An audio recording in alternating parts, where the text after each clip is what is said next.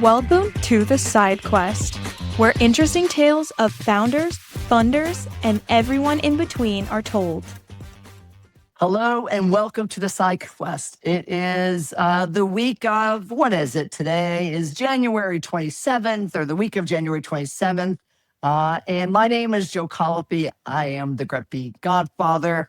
GretBeat, as many of you know, covers all things tech and startups around the Triangle and the rest of North Carolina. We help little startups become industry behemoths.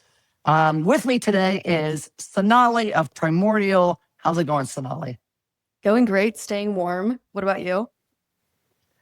I am staying warm. I am at home, and I am on the third floor of my house. So I have this big old house, but and this I'm in what's called the small apartment. So you can, for podcast listeners, can see I'm rotating here, and in general, there's like a little bathroom and a little kitchenette up here. And that goes off to a little bedroom. And then when my oldest is home from working in Raleigh, she'll often stay here. She started camping out here during COVID and then just kind of never left. And so it's a good deal. It's a nice setup. And one of the things also not as interesting for the podcast listeners, Sonali, that we were talking about a little bit before, is I asked you if you recognize this dresser that I have. And you very much did, because I bought this many, many years ago from the Duke surplus store, where they would get old furniture out of the dorms that they no longer wanted and sell them. And 30 years ago, my wife and I, when we first moved to Durham, we had nothing. We went there and bought all our furniture. And we still have two of these dressers.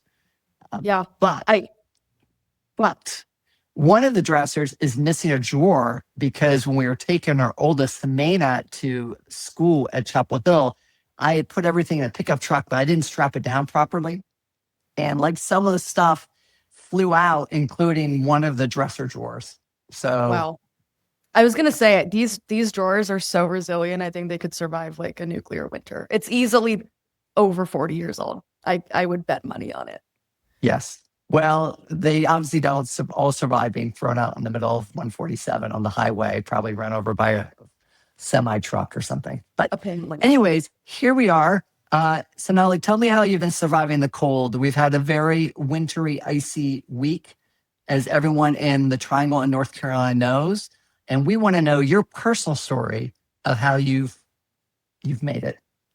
I know it's been a really grueling, hard time for real. Because it started off with 20 inches of snow on the forecast, and then eventually sort of made its way, as it does in North Carolina, to wintry mix, whatever that means.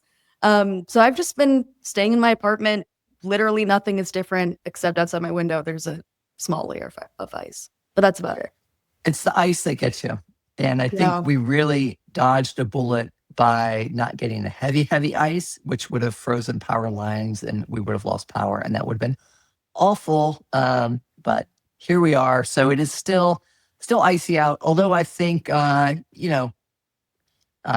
days are kind of like warming up a little bit. So it'll be a thawing and freezing, thawing, freezing. But the sunlight is really helping. Good.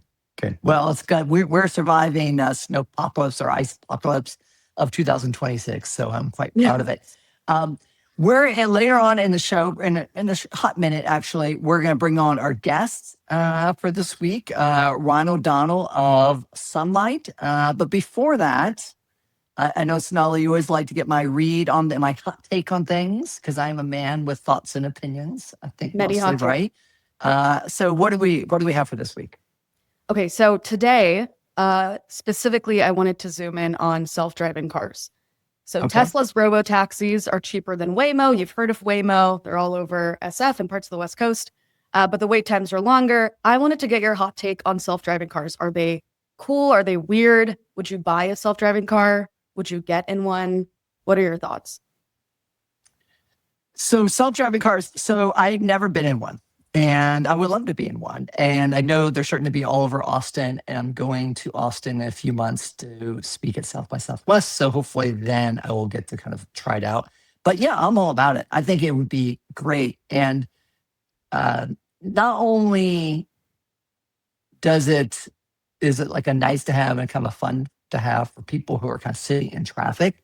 But it really, I remember I was speaking to our engineering leader at Bronto many years ago when this stuff was starting to come out. And he was talking about his aging parents and, they can't drive. And it was just game changing, right? For folks who were just unable to drive because of age or disabilities or whatever, and really would free that up. And so I think it's great. I think it would minimize a number of accidents, and I am all for it. That being said, I also enjoy driving. I enjoy riding a motorcycle. So I think there are times when you want to enjoy the drive, and then there are times when you have to kind of make your commute. And so I'm glad to see where it's going. Obviously, the kinks still need to be worked out, but I do believe ultimately that they are safer than humans in many situations, particularly if people have been drinking or doing whatever, or quite honestly, just not paying attention. That's the biggest threat. It's just people texting or doing whatever on their phones.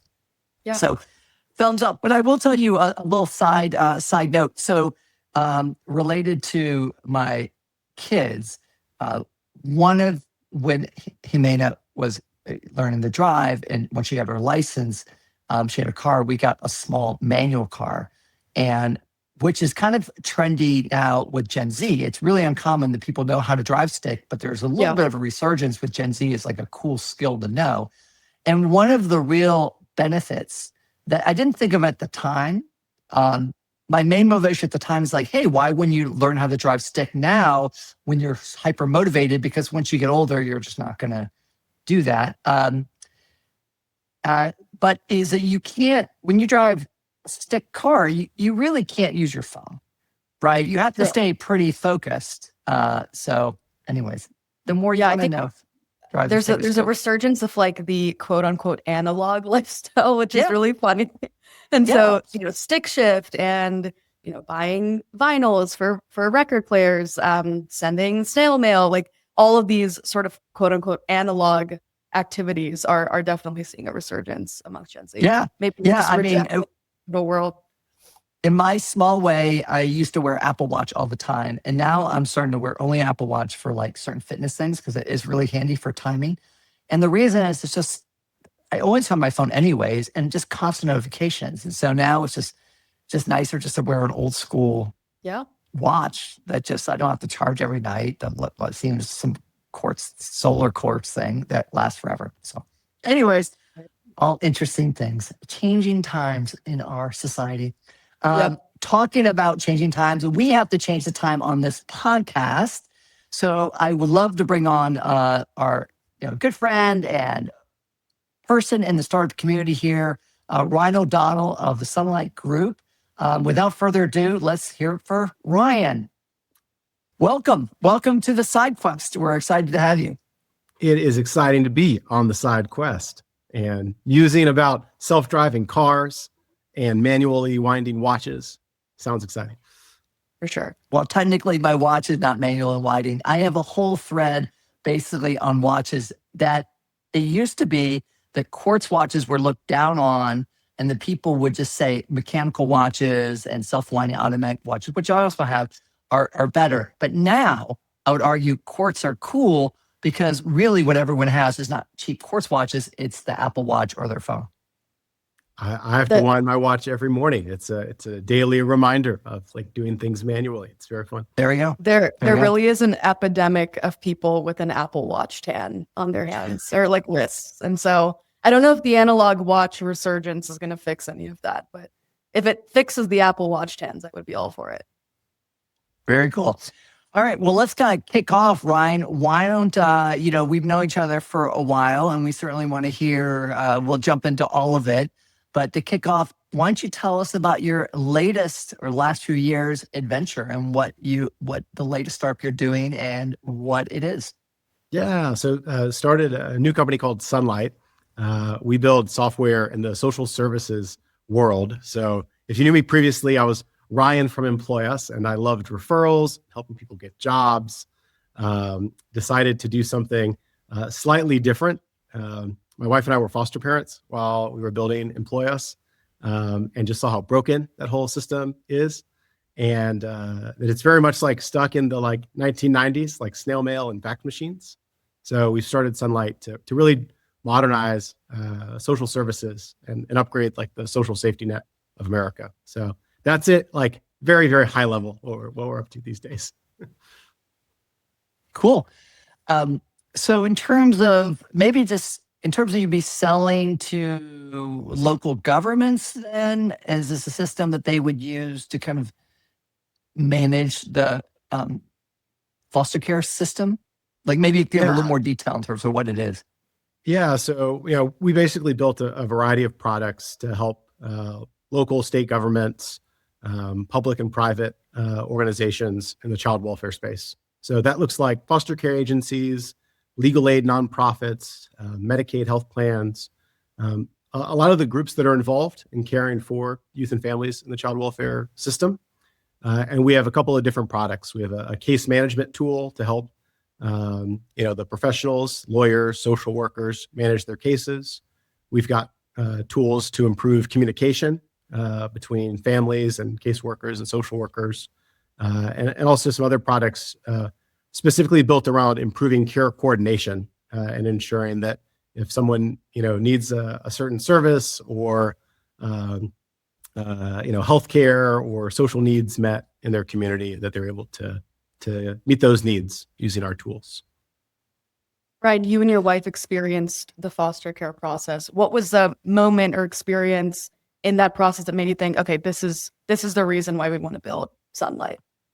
Yeah, I mean, for us, it like all got started our like first interaction with our social worker from Durham County. Actually, we heard that like mom was bad, dad was unknown. We heard that our foster son had no family, and at the time we were his fourth home. He had been through 3 other foster homes in this first year. Wow. He was really young, and about a year later, we found out like none of that was true. They didn't know who dad was, except they did. They just never reached out to him. He had a whole family, many of them in Durham, that, when you're running everything off of like sticky notes and, files, a lot of things get lost in that shuffle. So that whole experience was just like, there's got to be a better way. Like we should not be, having kids' lives in the balance and have it like managed via sticky note and, a full voicemail box, that kind of thing. That plot line, not to trivialize this at all, but I will a little bit. I've been deep in watching the show Shameless. I don't know if you guys have heard of it. And it's like goes on for like ever, but there's definitely a plot line of where they essentially have a foster child and it's the same story. Like the person has a family. There's all this, it's just no one knew or it's not recorded at all. And so it's crazy to kind of think about in this day of technology that certain areas of government and business are so technology-less, and it has real impact. It's not just about we don't have the latest emoji or we don't get our TikTok hit. Like it really is affecting people's lives, and just being able to organize and provide continuity, it sounds like, for that conversation and follow the child sounds really, really critical. Yeah. Like we had a individual in over in Kentucky that was asked, what could make the system better?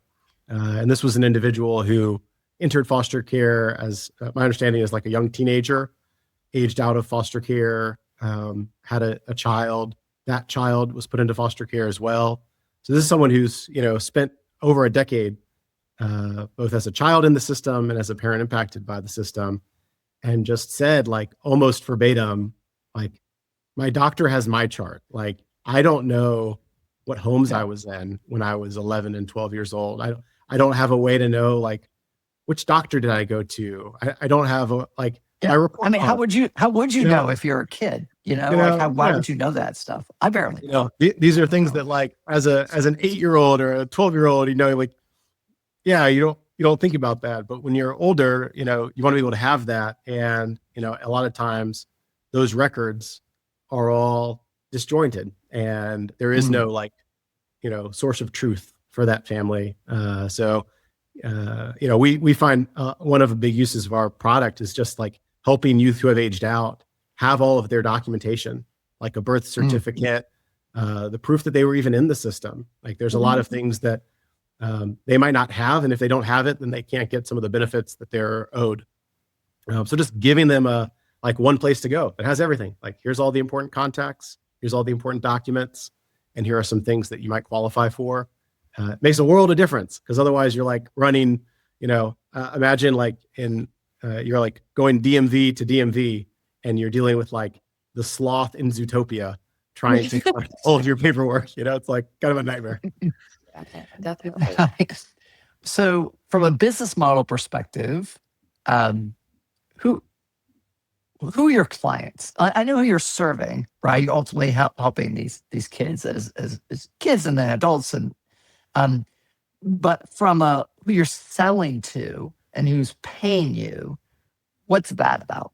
Yeah. So we generally sell to larger public entities. So that might be like a state public defender's office, a state child welfare agency, or a state health plan, and what they're paying for is basically a set of tools to do their work, to have all of their documentation reported, auditable, where there are a lot of reporting requirements, as you can imagine, that states have using public dollars.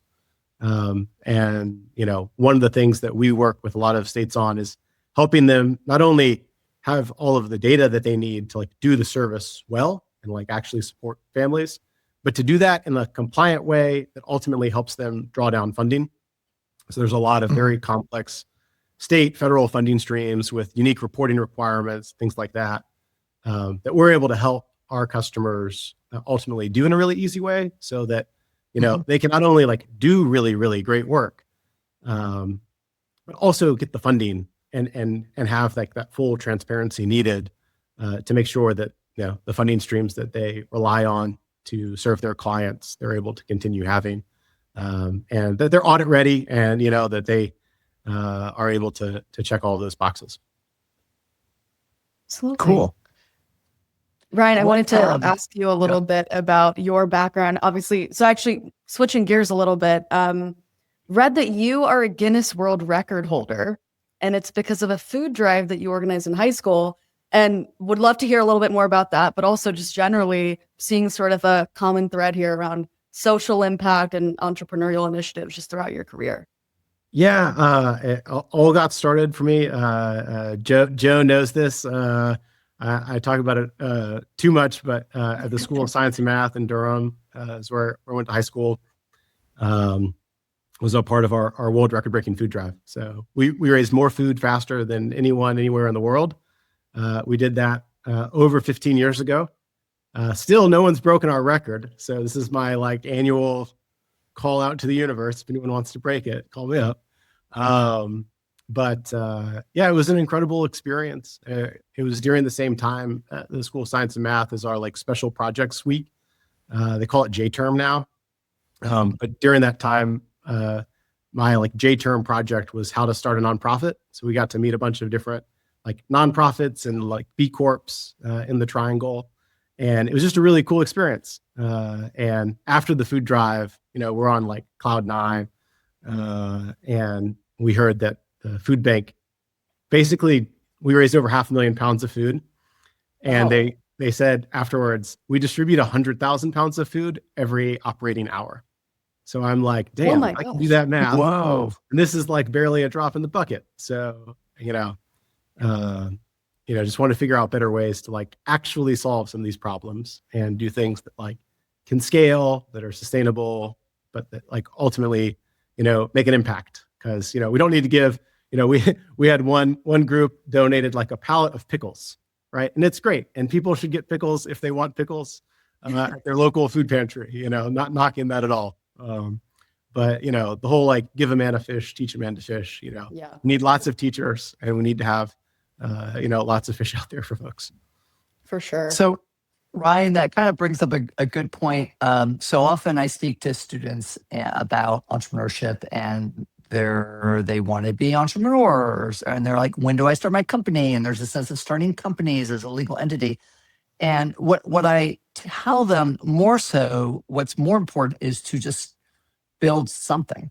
And that doesn't have to be a company. It could be a food drive. It could be whatever. It's about taking an idea that is just an idea and then putting things in place to kind of make that happen. And what I find is great entrepreneurs, or even first-time entrepreneurs, when we think in the traditional sense of doing a startup, it's actually not their first. It might be their first legal entity, but it's not their first rodeo in terms of doing something. And I think your story is a good example of that, where you organize a whole bunch of people, you made something going to happen, you accomplished something. And then years later, first, I believe so afterwards you went to NC State, correct? Mm-hmm. Yeah. And then I don't know, were you tied in the Wolfpack? There we go. I'm wearing a Carolina hat. Yeah. So that's just because I just took a shower, my hair was crazy. And so I'm not trying to stick it to you too much. But when you're at NC State, did you get tied into any of the entrepreneurial activities there? And I know afterwards, you certainly did a startup prior to Sunlight. Maybe you could just walk us through a little bit of that experience. Yeah. So it definitely echo the same sentiment, like just starting something. It doesn't have to be like an actual company, but like just get experience doing something, right? Solve some problem for somebody. And just like fall in love. I think a lot of like entrepreneurs or like students who want to do entrepreneurship, like they fall in love with like this dream idea or like this great solution. And I think like just falling in love with the problem is like so important relative to like falling in love with like an individual way of solving that problem. But yeah, when I got to NC State, like a lot of students, you don't really know what you want to do when you grow up, right? So I tried a bunch of different things, but I kept kind of coming back to startup land. So now it's called like the Entrepreneurship Clinic. But like back when I was in school, Louis Sheets ran the entrepreneurship program at the business school. I got to intern with Ground Floor, which was now a like thriving fintech company, but back then was like a couple of folks in a broom closet at American Underground. And I had my first startup, which was a fundraising app. So we had an e-commerce plugin to let brands do like roundup donations at the point of sale. Now that's much more like ubiquitous and popular, and I sometimes have to apologize for it because it's kind of annoying when you get asked all the time. I still check yes. I feel like guilt and obligation to continuing that on. But that was like our first little foray into entrepreneurship. So that was called Pennies for Progress, and it was a little roundup donation app that we raised a little bit of money to like start the project as students. It never really made money, but we raised a bunch of money for other folks. So that was cool. And definitely, got my feet wet in terms of just getting started and doing something. That's cool.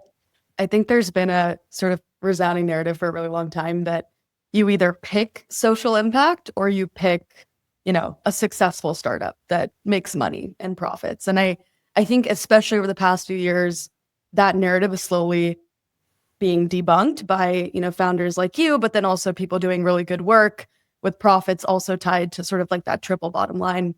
What would you say to people that think that the two are sort of mutually exclusive now, given all of your experiences within the impact space?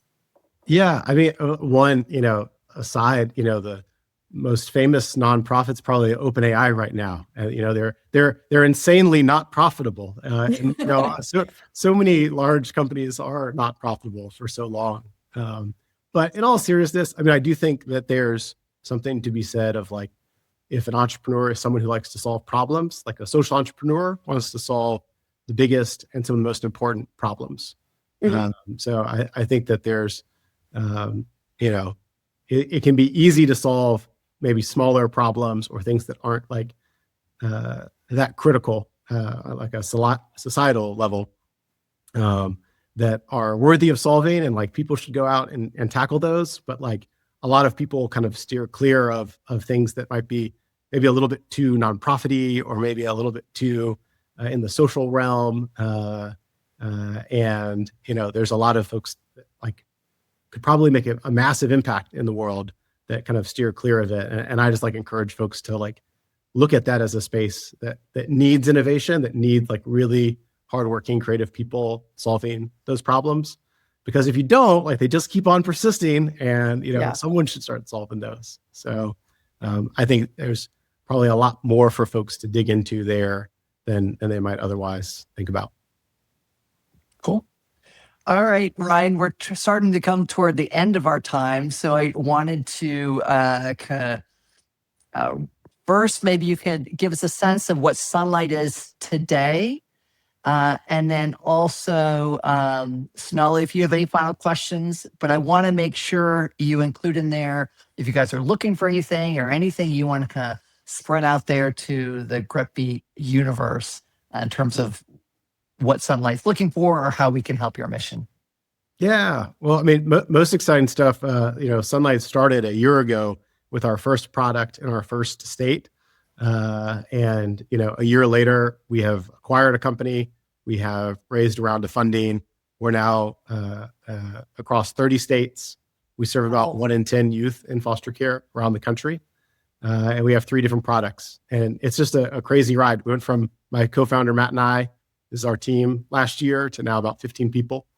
We're starting to hire now, which is fun. So any Rails engineers, any great folks who love tech for good, GovTech world, or have a bend towards things like legal aid and nerding out about social impact, like we'll be hiring. And based here in Cary, and I just got back from LA, where we opened up an office there as well too. So it's been an exciting time. So if you know anyone interested in helping us build it, send them our way. Very good. Great. Awesome. All right. Well, Ryan, thank you so much for joining us on this week, The Side Quest. Really appreciate it. And we will look forward to following your progress. Awesome. Thank you all. All right, Thanks, take care. Ryan. Bye. Bye. Bye.